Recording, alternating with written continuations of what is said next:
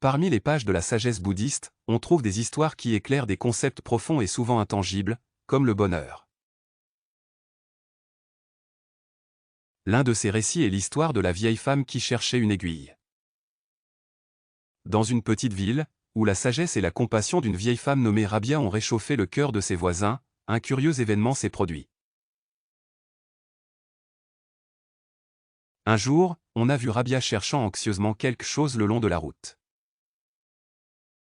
Connue pour sa gentillesse, elle n'a pas passé beaucoup de temps avant que les passants ne lui proposent de l'aider. « Chère Rabia, qu'as-tu perdu » ont-ils demandé avec inquiétude. « Une aiguille s'est échappée de mes mains » répondit-elle en saluant leur compagnie dans la recherche. Alors que le soleil se couchait, le petit groupe trébucha dans le noir.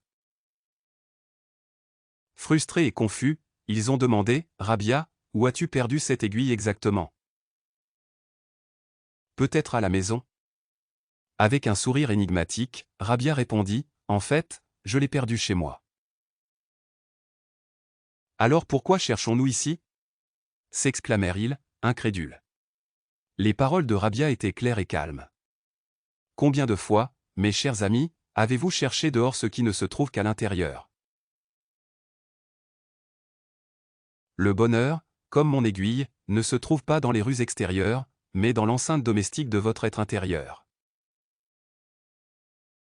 Sur ces mots, Rabia les quitta, chacun absorbé dans ses propres réflexions. Cette histoire simple mais profonde nous rappelle de ne pas chercher le bonheur loin de nous-mêmes. Rabia, avec sa sagesse, nous invite à réfléchir, utilisons-nous vraiment notre intelligence lorsque nous recherchons le bonheur ? Ne serait-il pas plus sage de regarder à l'intérieur de nous, à l'endroit exact où nous l'avons ressenti autrefois et, peut-être, l'avons perdu ? L'histoire souligne l'importance de la méditation et de l'introspection. Ce n'est qu'en nous parlant à nous-mêmes, en comprenant nos actions, en reconnaissant nos limites et nos vertus, que nous pouvons vraiment nous connaître.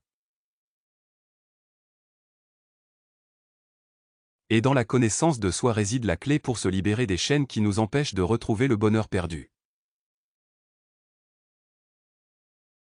La moralité de Rabia résonne à nouveau. Le bonheur que vous recherchez a toujours été en vous.